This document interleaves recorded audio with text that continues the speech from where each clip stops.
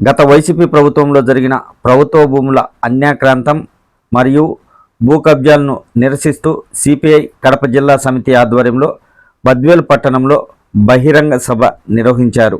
ముందుగా market yard నుంచి పురవీధుల్లో భారీ ఎత్తున నినాదాలు చేస్తూ ఎర్రజెండాలు చేతబట్టి ర్యాలీ నిర్వహించారు. అనంతరం 4 రోడ్ల కూడలిలో బహిరంగ సభ ఏర్పాటు చేశారు. పేదల గుడిసెలు జోలుకొస్తే రాష్ట్ర వ్యాప్తంగా ఉద్యమాలు చేస్తామని సిపిఐ రాష్ట్ర కార్యదర్శి రామకృష్ణ హెచ్చరించారు. మన ఈశ్వరయ్య ఆధ్వర్యంలో మదనపల్లిలో స్థానికంగా అక్కడ భూ బాధితుల సదస్సు జరిపాం. నిజంగా చాలా ఆశ్చర్యం, చెప్తే కూడా నమ్మరు. ఈ మధ్యలో ఆన్లైన్ వచ్చిన తర్వాత పాపం ఎవరికి తెలియకుండానే భూములు తారుమారైపోతూ ఉన్నాయి. ఓనర్ ఎక్కడో ఉంటాడు, ఓనర్ భూమి మీదే ఉన్నాడా లేదా అన్నది దాంతో నిమిత్తం లేకుండా ఎక్కడో గెస్ట్ హౌస్లో కూర్చొని ఆ అధికారికి ఇంతో డబ్బులు ఇచ్చి ఆ భూములన్నీ కూడా వాళ్ళ పేర్ల మీద రాసుకుంటా ఉన్నారు. ఏదో మామూలు వాళ్ళు చేస్తే అదొక రకము. అంతకుముందు మంత్రిగా ఉన్న పెద్దిరెడ్డి రామచంద్రారెడ్డి గారి హయాంలో మదనపల్లిలో వేలాది ఎకరాల భూములన్నీ కూడా వాళ్ళ పేర్ల మీద రాసుకున్నారు. ఏదో మారుమూల పల్లెలో అయితే ఎవరికో తెలియదులే అనుకుంటారు. మదనపల్లి టౌన్లో కూడా అదే రకంగా రాసుకున్నారు. మేము చూడ్డానికి పోతే పాపం వాళ్ళ తండ్రి, తాత, వాళ్ళ ముత్తాతల శవాలన్నీ ఉన్నాయి. అక్కడ శవాలు కాదు, సమాధులు. శవాల్లో శవాల లోపల ఉంటాయేమో. ఆ సమాధులు ఉండే భూములు కూడా రాసేసుకున్నారు. రాసేసుకొని పైగా వాళ్ళే బెదిరిస్తూ ఉన్నారు. లేదు, ఈ భూమి మాదే, మేము కొనుక్కున్నాం, మీ ఇష్టం వచ్చినట్టు చెప్పుకోపోండి, గవర్నమెంట్ మాదే, మాకు మంత్రి పెద్దిరెడ్డి రామచంద్రారెడ్డి ఉన్నాడు, మాకేమీ అడ్డం లేదని మాట్లాడినారు. కానీ బద్వేలుకి వస్తే మన వీరశేఖర్ చెప్తా అన్నాడు, ఈడింగా కష్టం ఈ ఊర్లో. ఆయన రామచంద్రారెడ్డి ఉన్నాడంట. రామచంద్రారెడ్డి ఏ రామచంద్రారెడ్డి? రామచంద్రారెడ్డి. ఆయన అల్లుడేమో వైఎస్ఆర్ కాంగ్రెస్. అంతకుముందు ఏమన్నా మాట్లాడితే ఎవరు అనుకోండి, నా అల్లుడు ఉన్నాడు వైఎస్ఆర్ కాంగ్రెస్ అంటాడు. ఇప్పుడు ఆ గవర్నమెంట్ పోయింది, తెలుగుదేశం గవర్నమెంట్ వచ్చింది. ఇప్పుడేమంటా అన్నాడు, విజయమ్మ పేరు చెప్తా అన్నాడట. ఈయమ్మ కూడా బంధువే కాబట్టి అతనికి ఆ కప్స్కి 2 వైపులా పదం అన్నట్లు ఈ రామచంద్రారెడ్డి అప్పుడు వైఎస్ఆర్ గవర్నమెంట్ ఉంటే ఆ గవర్నమెంటు, తెలుగుదేశం గవర్నమెంట్ ఉంటే విజయమ్మ పేరు. అప్పుడేమో అల్లుడు, మరి ఇప్పుడేమో ఈమె.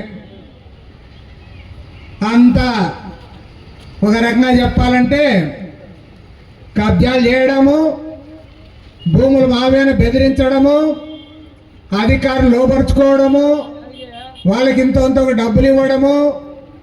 ఒక అర్జీ చదివినా ఇంతకుముందు ఎవరో విఆర్ఓ అంట, ₹1,00,00,000 ఇల్లు కట్టినాడంట. ₹1 కోటి. పోర్మామిల్లో విఆర్ఓ 20 లక్షల రూపాయల కారు, ₹1,00,00,000 ఇల్లు. మనం పాపము రేత్రి పగలు రోజు పనిచేస్తూ ఉన్నారు. గ్రామాల్లో రైతులు పనిచేస్తూ ఉన్నారు. అందరు కూడా అప్పుల్లో ఉన్నారు. మరి వాళ్ళ పాపం పిల్లల్ని చదివించుకోవాలంటే అప్పు చేయాలి, ఇంట్లో పెళ్లి చేయాలంటే అప్పు చేయాలి, ఎవరికైనా ఆసుపత్రికి తీసుకొని పోవాలంటే అప్పు చేయాలి. కానీ ఒక విఆర్ఓ నీ ఉద్యోగం ఎంత, నీవెంత, నీకు ₹1,00,00,000 ఇల్లు ఎక్కడి నుంచి వచ్చిందని అడుగుతా ఉన్నా. ₹1,00,00,000 ఇల్లు. మరి అందుకోసమే చెప్తా ఉన్నాం, ఇవాళ భూముల విలువ పెరిగిన తర్వాత అధికారాన్ని అడ్డు పెట్టుకొని ఇవన్నీ కూడా కబ్జాలు చేయడం. కబ్జాలు చేసి ఎంత దూరం పోయారు? చివరికి మదనపల్లి సబ్ కలెక్టర్ కార్యాలయంలో మన గవర్నమెంట్ మారిన తర్వాత ఫైళ్ళకి అగ్గి పెట్టినారు ఒకేసారి. చూడు వాళ్ళు ఎంత స్థాయికి ఎదిగారు. మరి ఇవాళ మదనపల్లిని మించింది మన బద్వేలు ఏరియా కూడా. ఎందుకంటే బద్వేల్ రూరల్ మండలంలో ఇవాళ పేదవాళ్ళకు చెందిన భూములన్నీ కూడా పెద్దవాళ్ళ చేతుల్లో ఉన్నాయి. అట్లూరు మండలంలో, బ్రహ్మం గారి మఠం మండలంలో, తర్వాత కలసపాడు మండలంలో, అదేవిధంగా పోరుమామిళ్ళ మండలంలో వేలాది ఎకరాల భూములన్నీ కూడా పేదవాళ్ల చేతులు, దళితులు, వెనుకబడిన కులాలు, ఎస్టీలు, గిరిజనుల చేతుల్లో ఉండాల్సిన భూములు ఇవాళ పెద్దవాళ్ళ చేతుల్లో ఉన్నాయి.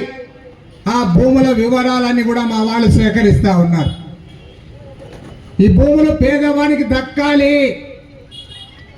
దున్నేవాడికి భూమి దక్కాలి, ఎర్రజెండా పోరాడింది. ఇవాళ పేదల భూములు పేదలకే దక్కాలని మళ్ళీ పోరాడుతూ ఉన్నాం. పేదవాళ్ళ చేతుల్లో ఉండాల్సిన భూములు పెద్దవాళ్ళ చేతుల్లోకి పోయినాయి. వాళ్ళకు అండగా నిలబడ్డారు. మొన్ననే మొత్తం 26 జిల్లాల్లో ఎక్కడైతే పేదల భూములు పెద్దవాళ్ళ చేతుల్లో ఉన్నాయో ఆ అంశాలన్నీ కూడా మన రాష్ట్ర రెవెన్యూ మంత్రి అనగాని ప్రసాద్ గారి దృష్టికి తీసుకొని వచ్చాం. అనగాని సత్యప్రసాద్ గారు దాదాపు 2 గంటల సేపు పాపం ఆయన చాలా ఓపికగా అన్ని కూడా విన్నాడు. అందరూ కూడా అర్జీలు తీసుకున్నాడు. ప్రతి ఒక్క సమస్య పైన కూడా ఆ జిల్లా కలెక్టర్ గారికి పంపాడు. కాబట్టి త్వరలోనే అన్ని జిల్లాల్లో కూడా ఇవాళ ఎట్లయితే బద్వేల్లో పేదవాళ్ళందరినీ కూడా సమీకరించి సమావేశం పెట్టి ఈ సభ ద్వారా ప్రభుత్వానికి తెలియజేశామో